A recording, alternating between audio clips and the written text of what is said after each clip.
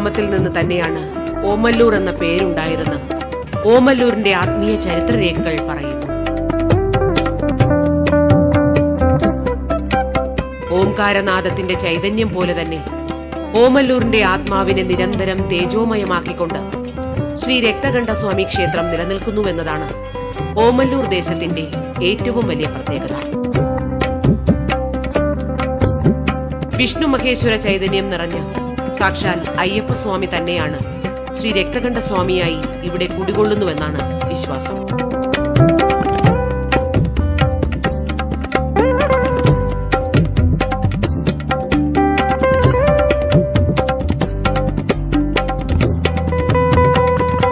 ഓമല്ലൂരിന്റെ ഇന്നലെകൾ മഹത്തായ ഒരു കാർഷിക സംസ്കാരത്തിൻ്റെതായിരുന്നു. ഞാറ്റുവേല കുതിർക്കാറ്റ് വീശുമ്പോൾ പൊൻപ്രകാശം പരത്തി വിളഞ്ഞു നിൽക്കുന്ന നെൽക്കതിരുകളുടെ നൃത്തോത്സവ ഓർമ്മകളിൽ ഓമല്ലൂരിന്റെ ഹൃദയം പമ്പവിളക്കിന്റെ ശോഭ പോലെ മിന്നിത്തിളങ്ങി. വിതയ്ക്കുമ്പോഴും കൊയ്യുമ്പോഴും കളപ്പുരയിൽ കൂട്ടിവയ്ക്കുമ്പോഴുമൊക്കെ തങ്ങളുടെ ഗ്രാമദൈവമായ ശ്രീ രക്തകണ്ഠേശ്വര സ്വാമി തന്നെയായിരുന്നു ഈ ദേശക്കാരുടെ പ്രാർത്ഥനയും സ്വപ്നവും ആശ്വാസവുമൊക്കെ. അതിപുരാതന കാലം മുതൽക്കേ ഭഗവാന്റെ തിരുമുമ്പിൽ സമർപ്പിച്ച ജീവിതങ്ങളുടെ തുടർച്ച തന്നെയാണ് ഭഗവാന് മുന്നിൽ തൊഴുതു നിൽക്കുന്ന ഓരോ ആത്മരൂപങ്ങളും.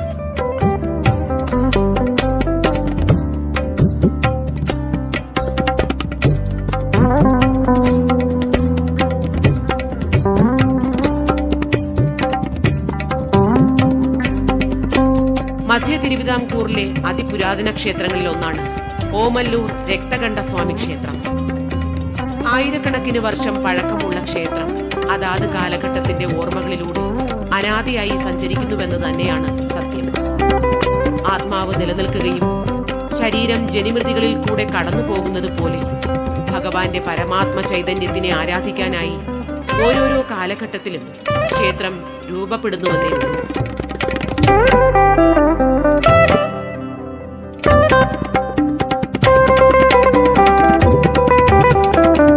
പടിഞ്ഞാറോട്ട് ദർശനമായി നിൽക്കുന്ന വളരെ അപൂർവം ക്ഷേത്രങ്ങളിലൊന്നായ ശ്രീ രക്തകണ്ഠ മഹാക്ഷേത്രത്തിന്റെ ചരിത്രകഥ തുടങ്ങുന്നത് ഇങ്ങനെയാണ്. ആദ്യകാലത്ത് ശ്രീ രക്തകണ്ഠസ്വാമിയുടെ മൂലസ്ഥാനം കല്ലേരി ഗ്രാമത്തിലെ അറത്തകണ്ഠൻമൂഴി എന്ന സ്ഥലത്തെ ക്ഷേത്രമായിരുന്നുവെന്ന് വിശ്വസിക്കപ്പെടുന്നു. അന്ന് അവിടെ വസിച്ചിരുന്ന ജനങ്ങൾ അലസന്മാരും ദുർനടത്തിപ്പുകാരും ക്ഷേത്രകാര്യങ്ങളിൽ താല്പര്യമില്ലാതിരുന്ന അവിശ്വാസികളുമായിരുന്നു. യഥാവിധിയുള്ള പൂജാതി കർമ്മങ്ങളില്ലാതെ അനാഥമായ ക്ഷേത്രവും പരിസരവും കിടക്കുമ്പോൾ ചൂതുകളിയിൽ തൽപരനായിരുന്ന നാട്ടുപ്രമാണി മിക്കപ്പോഴും ചൂതുകളിയിൽ തന്നെ ശ്രദ്ധ കേന്ദ്രീകരിക്കുകയും ചെയ്യുന്നു.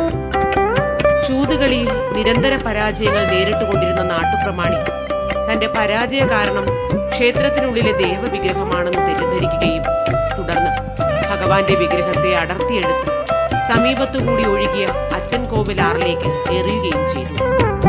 വിഗ്രഹത്തിലെ ദേവചൈതന്യം ദിവ്യപ്രകാശം വിടർത്തുന്ന അതിമനോഹരമായ ഒരു പുഷ്പത്തിന്റെ രൂപത്തിൽ പുഴയിലൂടെ ഒഴുകിക്കൊണ്ടിരുന്നു. നദീതീരത്തുള്ള പല ക്ഷേത്രങ്ങളിലെ ദേവതകളോടും പുഷ്പത്തിന്റെ രൂപത്തിൽ ഒഴുകി നടന്ന ദേവചൈതന്യം അഭയം ചോദിച്ചിരുന്നുവെന്നാണ് പറയപ്പെടുന്നത്. ഒടുവിൽ ഭഗവത് ചൈതന്യം പുഷ്പമായി ഒഴുകിയെത്തിയത് ഓമല്ലൂരിലെ ഉഴുവത്ത് ക്ഷേത്രക്കടവിലായിരുന്നു.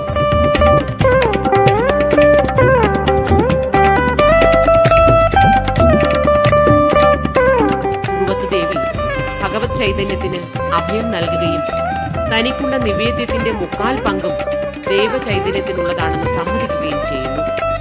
ദേവിയുടെ കാരുണ്യപ്രവാഹത്തിൽ സംപ്രീതനായ ഭഗവാൻ ഉഴുവത്തമ്മയുടെ ആതിഥ്യം സ്വീകരിച്ച് ഓമല്ലൂരിൽ കുടികൊള്ളാൻ തീരുമാനിക്കുകയും ചെയ്യുന്നു.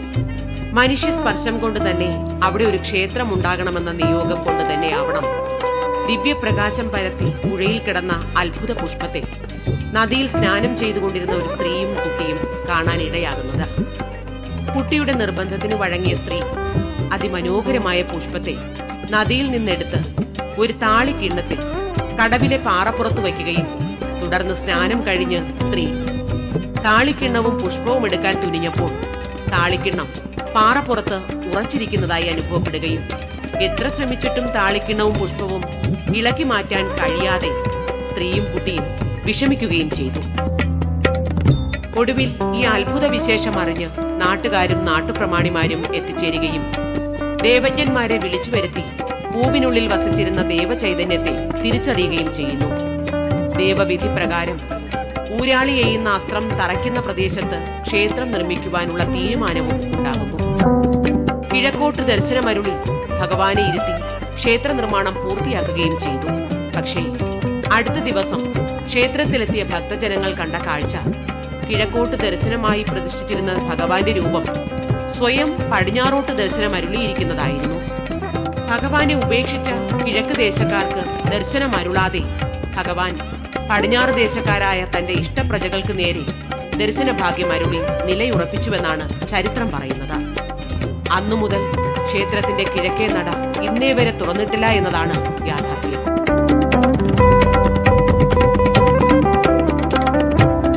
ഭഗവാന്റെ തേജോമയമായ രൂപം ഇമകളിലൂടെ ലയിച്ചു ചേർന്ന് ആത്മാവിലേക്ക് പ്രതിഷ്ഠിക്കപ്പെടുന്നതോടുകൂടി ഭക്തന്റെ മനസ്സിൽ നിന്ന് ആത്മാവിലേക്ക് പ്രഭാപൂരിതമായ ഒരു വഴി തുറക്കുന്നു.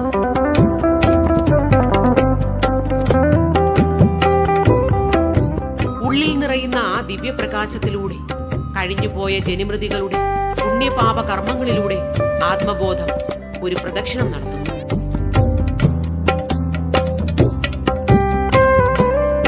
ഉള്ളിലേക്കെടുക്കുന്ന ഓരോ ശ്വാസത്തിനും പുറത്തേക്ക് വിടുന്ന ശ്വാസത്തിനും ഇടയിലുള്ള നശ്വരമായ ജീവിതത്തിന്റെ യാഥാർത്ഥ്യം മനസ്സിലാക്കാതെ കാമക്രോധ മോഹാദികളാൽ ഇഹലോക സുഖങ്ങൾ തേടി അലയുകയാണ് ഓരോ മനുഷ്യജന്മങ്ങളും.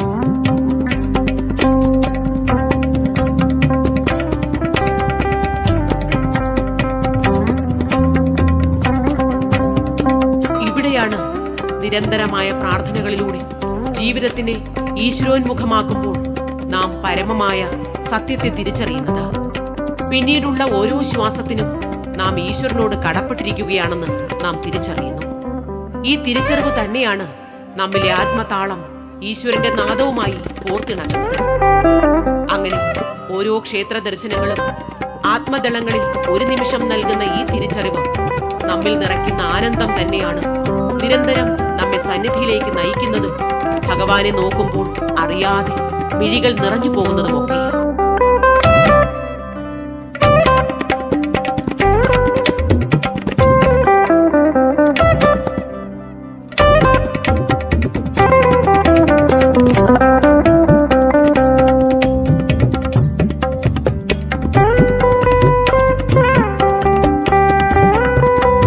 മഹത്തരമായ ഒരു ശില്പ പാരമ്പര്യവും ഓമല്ലൂർ ക്ഷേത്രവുമായി ബന്ധപ്പെട്ട് ക്ഷേത്രത്തിലെ പുരാതന തമിഴ് മലയാളം ശിലാലിഖിതങ്ങളിൽ നിന്ന് വ്യക്തമാണ്.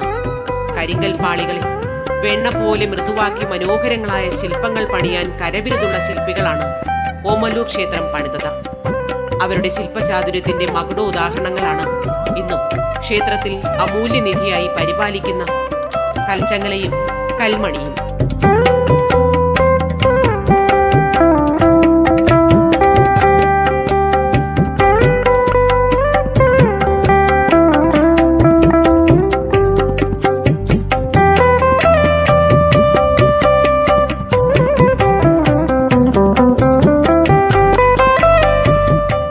വഴികളിലേക്ക് ചുറ്റുവിളക്കുകളിൽ നിന്ന് പ്രകാശം പരക്കുകയായി.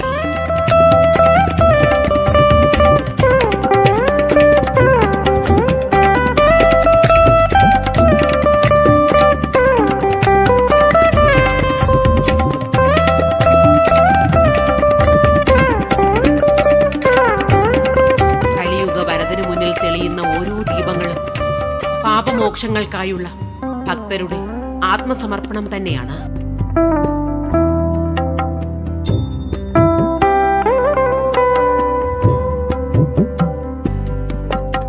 ഓമല്ലൂർ ക്ഷേത്രവും പരിസരവും മകരസംക്രമ സന്ധ്യകൾ പോലെ പ്രകാശം വിതറുമ്പോൾ ഭഗവാന് ദീപാരാധനയായി.